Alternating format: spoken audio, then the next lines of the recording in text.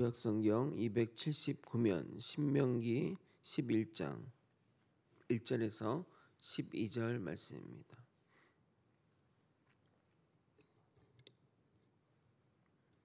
저와 번갈아 교독하고 마지막 절 함께 읽겠습니다.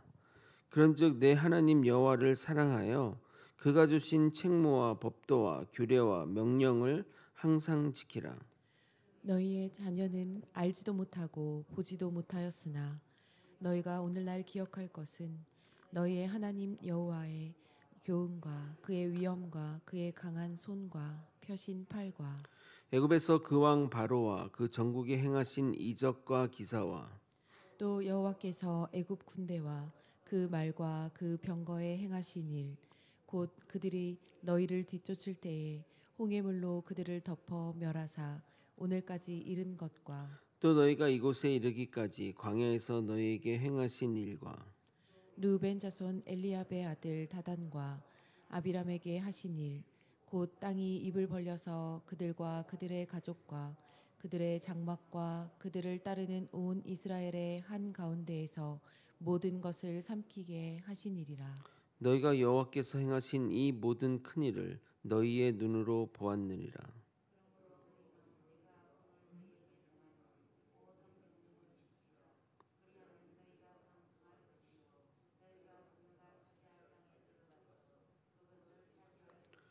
또 여호와께서 너희의 조상들에게 맹세하여 그들과 그들의 후손들에게 주리라 하신 땅 곧 젖과 꿀이 흐르는 땅에서 너희의 날이 장구하리라. 내가 들어가 차지하려 하는 땅은 내가 나온 애굽 땅과 같지 아니하니 거기에서는 너희가 파종한 후에 발로 물 대기를 채소밭에 댐과 같이 하였거니와 너희가 건너가서 차지할 땅은 땅과 골짜기가 있어서 하늘에서 내리는 비를 흡수하는 땅이요 내 내 하나님 하나님 여호와께서 여호와께서 돌보아 돌보아 주시는 주시는 땅이라. 땅이라. 연초부터 연초부터 연말까지 연말까지 내 내 하나님 하나님 여호와의 여호와의 눈이 눈이 항상 항상 그 그 위에 위에 있느니라. 있느니라. 아멘. 아멘. 하나님은 우리에게 순종을 요구하시며 순종의 이유를 세 가지로 제시합니다. 하나님을 경외함으로 모든 도를 지키며 사랑함으로 주를 섬기고 너희 행복을 위하여 여호와의 명령과 규례를 지키기를 바라십니다. 순종의 근거 세 가지는 첫째, 온 만물이 다 주의 것이기 때문입니다. 우리 또한 다 주에게서 난 자들이기에 순종은 당연한 겁니다. 둘째, 주와 같은 분은 없기 때문입니다. 유일하시고 전지전능하시고 우리를 공의로 다스리며 약자와 나그네를 살피시는 분이십니다. 세 번째는 우리를 위해 크고 두려운 일을 하셨고 지금도 여전히 우리를 위해 일하시기 때문입니다. 특히 이스라엘 민족이 하늘의 별과 같이 많은 민족이 된 것은 다 전적인 하나님의 은혜입니다. 의심할 수 없는 가장 큰 증거를 그들 민족 자체에 가지고 있다 하겠습니다. 오늘도 여호와를 향한 순종의 명령 가운데 간략하게 출애굽 역사를 회상합니다. 강조하고 강조하니 지겹게 여겨질 수도 있지만 이렇게 강조해도 배반하는 이스라엘 사람들을 생각하면 강조가 모자라지 않나 생각될 정도입니다. 제가 어린 시절 정말 귀에 딱지가 생길 정도로 공부하라고 어머님이 하셨는데 그때는 좀 그만했으면 좋겠다고 생각했는데 그 성화 덕분에 이렇게 잘 큰 것이 아닌가 내 자식들을 보며 깨닫습니다. 이제는 제가 우리 아들 보고 공부 좀 하라고 말하고 있으니 말입니다. 그러나 아무리 말해도 저처럼 귀뚱으로 듣는 것 같아 참 안타깝습니다. 그래도 저희 어머님처럼 포기하지 않고 해야겠죠. 반복되는 말씀 가운데 우리에게 주시는 깨달음을 나누도록 하겠습니다. 더 이상 이야기하지 않아도 스스로 순종의 길로 나아가는 저와 여러분이 되시길 예수 그리스도 이름으로 소원합니다. 다시 한번 모세는 여호와의 명령과 규례를 지키라며 출애굽의 기적과 은혜를 기억하라고 강조합니다. 우리는 계속 같은 것을 들어서 약간은 인이 박히는 느낌이지만 모세는 출애굽 기적을 모르는 아이들에게 계속해서 이 사실을 알려야 하는 책무가 있기에 다시 반복하고 또 반복하는 겁니다. 남자들이 군에 입소하여 군대 훈련소에 가면 6주 정도의 훈련을 받고 자대 배치를 받게 됩니다. 그러면 첫 2주간은 군대에 적응하느냐 조교도 힘들고 신병들도 힘이 듭니다. 3, 4주차가 되면 어느 정도 적응이 되고 5주차가 되면 어느 정도 손발이 맞으며 해볼만 하지만 곧 퇴소를 하게 됩니다. 처음에는 조교들이 무섭고 왜 저렇게 욕을 많이 하는지 이해가 안 되었는데 점점 시간이 지날수록 친해지고 익숙해지며 더 오래 있고 싶은 마음이 들었습니다. 5주가 지나면 개인적인 이야기도 하면서 친근해지는데 곧 헤어지니 참 아쉬웠습니다. 그렇게 신병이 퇴소하면 다시 새롭게 신병을 받아 처음부터 그 일을 반복합니다. 조교가 반복하는 그 일이 지겹다고 가르치기를 게을리하거나 또는 대충 하게 되면 반드시 그 신병 기수 가운데 사고가 납니다. 그래서 처음부터 정말 다시 마음 다잡고 세게 대하는 겁니다. 출애굽 백성들을 이끄는 모세도 마찬가지입니다. 과거 일을 경험하지 못한 자들은 과거 하나님이 행하신 이적을 모르기에 왜 하나님께 순종해야 하는지 잘 모릅니다. 과거의 놀라운 이야기는 말로만 듣기에 현실감이 떨어질 수밖에 없습니다. 예를 들어 우리가 2002년 하면 무슨 일이 생각나십니까? 대한민국 축구 4강으로 금방 그 기억들이 떠오를 겁니다. 정말 평생 잊지 못할 기억들을 가지고 있고 여러분도 그러실 거라 믿습니다. 그런데 그 일이 벌써 23년이 지났습니다.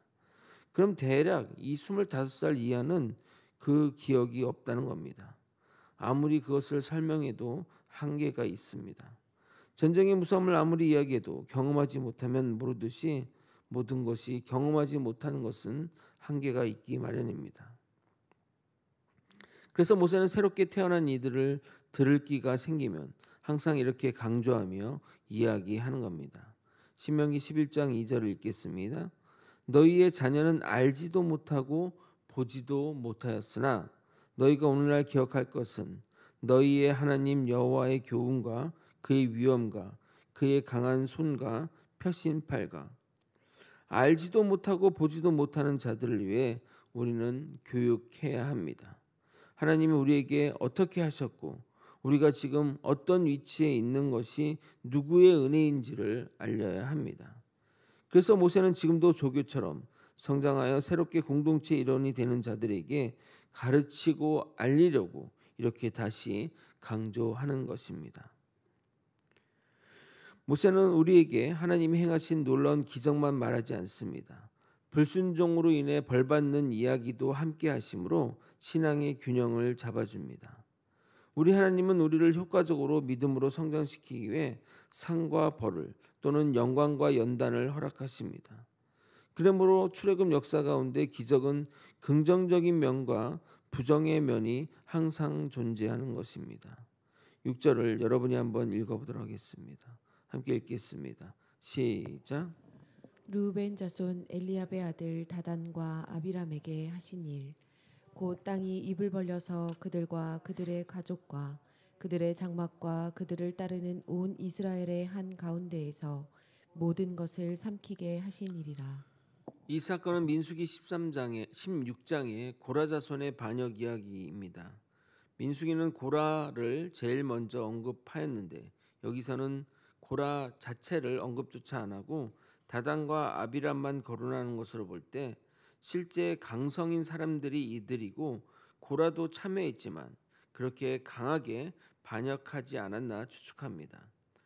그럼에도 고라를 앞세운 것은 그들이 레위 지파였기에 그런 것 같습니다.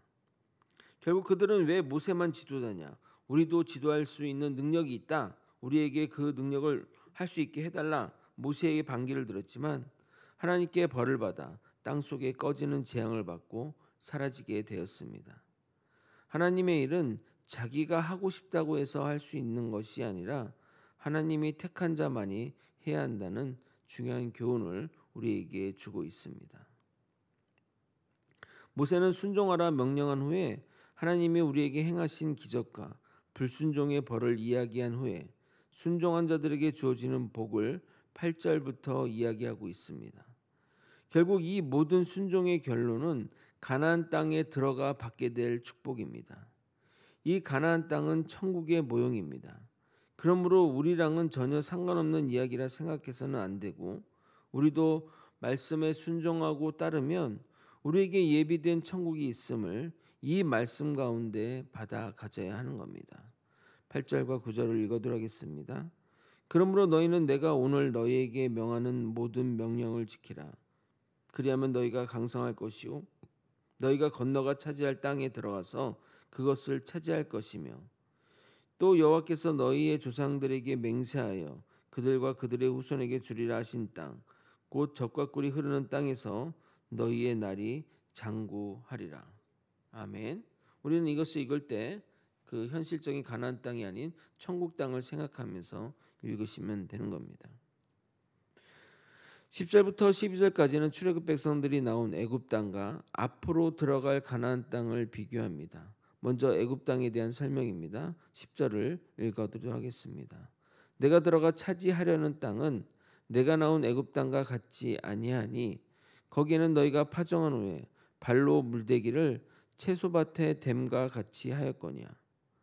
밭에 물을 대려면 인간의 노력이 있어야만 가능하다는 것을 이야기하는 겁니다.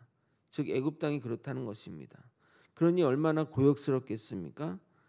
고역의 땅이지만 인간이 노력하면 해결된다는 의미도 있기에 그 땅은 인본주의가 발전할 수밖에 없는 것입니다. 인간의 노력으로 무엇을 해야 되고 인간의 노력으로 다 해야 되는 것은 당연히 인본주의가 발전할 수밖에 없습니다. 반대로 가나안 땅은 어떻습니까? 비가 내리면 흡수하여 물을 뿜는 땅이고 하나님이 돌보시는 땅으로 매일 주의 눈이 그 위에 있다고 합니다. 하나님이 돌보시니, 하나님이 돌보셔야만 가나안 땅에 살 수가 있으니 가나안 땅은 신분주의가 발달할 수밖에 없습니다. 그러나 하나님이 돌보시지 않으면 답이 없다는 말이기도 하는 것입니다. 11절 12절을 여러분이 한번 읽어보도록 하겠습니다. 함께 읽겠습니다. 시작. 너희가 건너가서 차지할 땅은 산과 골짜기가 있어서 하늘에서 내리는 비를 흡수하는 땅이요 내 하나님 여호와께서 돌보아 주시는 땅이라. 연초부터 연말까지 내 하나님 여호와의 눈이 항상 그 위에 있느니라. 우리가 주의 말씀을 순종함으로써 그것이 선순환이 되어 가나안 땅에서 잘 살고 축복의 삶을 누리게 되겠지만, 우리가 불순종하게 되면 그 땅은 저주받은 땅으로 변하는 겁니다. 결국 축복과 저주는 우리 순종에 달려 있는 겁니다. 사랑하는 거제 소망교회 성도 여러분, 여러분의 인생이 주님의 축복으로 가득하시길 바라십니까? 여러분이 밟는 땅이 다 은혜의 땅이 되시길 바라십니까? 그러면 말씀에 순종하고 하나님께 벗어나지 않으시면 됩니다. 분명 하나님이 순종하는 우리의 삶 가운데 항상 함께 하실 것입니다. 아멘. 말씀을 정리하겠습니다.